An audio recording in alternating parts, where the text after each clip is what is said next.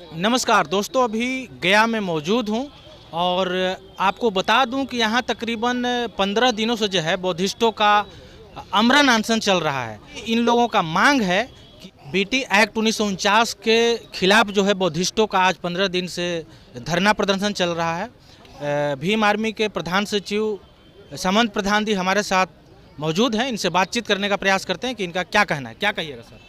जय भीम, नमो बुद्धाय।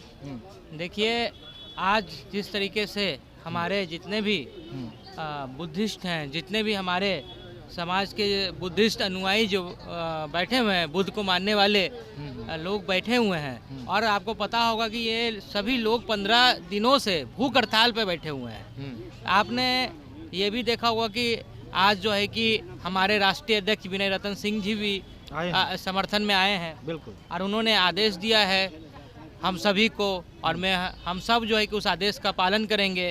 और आप देखें कि भीम आर्मी आ गया है, तो ये देखिएगा किस तरह का हलचल होगा।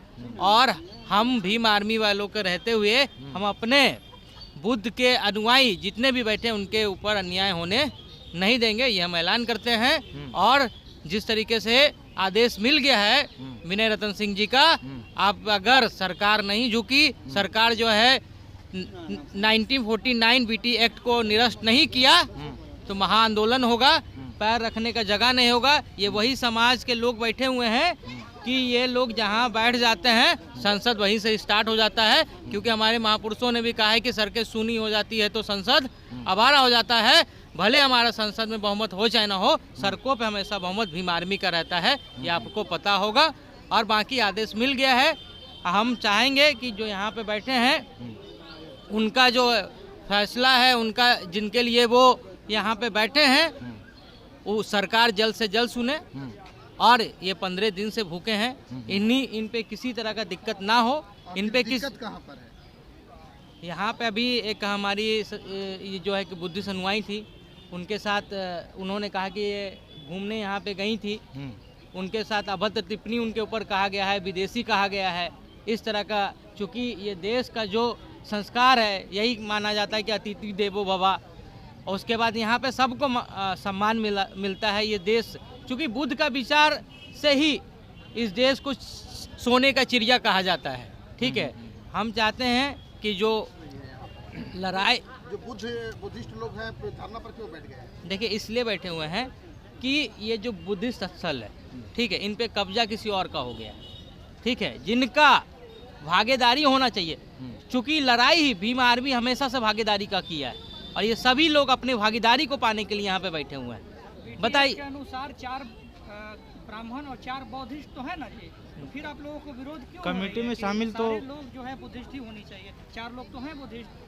देखिए, यहाँ पे पहले और भी यहाँ पे जो सेक्रेटरी थे उन्होंने भी बोला कि इस बीटी एक्ट को जो है कि इस तरीके से समझाया गया था, इस तरीके से लागू करवाया गया था कि उन लोगों को नॉलेज नहीं लगी। जो बीटी एक्ट जो है उससे लोगों को पता चल गया कैसे से इस खास करके जो पुरातात्विक स्थल है बुद्धिस्टों का, उससे कैसे उनको दरकिनार किया जा रहा है, इस सबको समझ में आ गया है। सरकार नहीं मानी तो क्या करेंगे? सरकार नहीं मानेगी तो आदेश मिल गया भीम आर्मी के हमारे राष्ट्रीय अध्यक्ष जी का।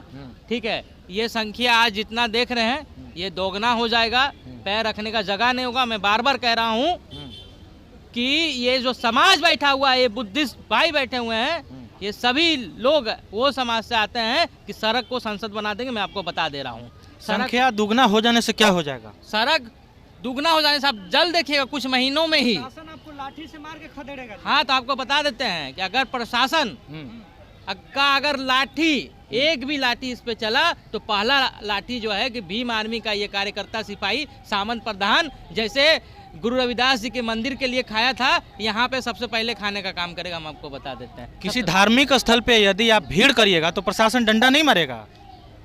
तो आपको लगता है कि धार्मिक स्थल पे जो कि भीड़ नहीं करने के लिए, हम लोग तो संविधान को मानने वाले भाई लोग हैं, लेकिन उनको ये भी पता हो कि हम लोग दशरथ मासी के भी वंशज हैं। हमारे समाज ने जब उनके ऊपर अन्याय हुआ था तो उन्होंने भीमा कोरेगांव भी दोहराया था। तो अनेक रास्ते हैं हमारे पास। हम लोग तो शांति को मानने वाले लोग हैं, बुद्ध को मानने वाले हैं, शांति के भाषा से ही समझाना चाहते हैं। हम चाहेंगे कि शांति की ही भाषा से सरकार समझे, नहीं तो तमाम ऐसा आंदोलन है जैसे कि जब हम लोगों ने मांग किया था कि रविदास मंदिर को जो है कि बनाया जाए, जब सरकार नहीं मानी तो आप देखे होंगे किस तरह से जो है कि सड़क पर पैर रखने का जगह नहीं था, तो इसलिए सरकार हम लोगों को मजबूर ना करे। शांतिपूर्ण आंदोलन को भीम आर्मी क्या उग्र रूप देना चाहती है, क्या करना चाहती है, क्या मकसद है भीम आर्मी का? कोई उग्र मकसद करने का मकसद नहीं है हमारा, ठीक है। हम लोग संविधान को मानने वाले लोग हैं। बस मैं यही समझाना चाह रहा हूँ कि शांति तरीके से हमारी मांग है, ठीक है। जिनका हक है उनको उसका हक मिल जाए, ठीक है। जो भागीदारी है वो भागीदारी जिनकी होनी चाहिए उनको मिल जाए, लेकिन असंवैधानिक तरीका सरकार अपनाएगी, ठीक है।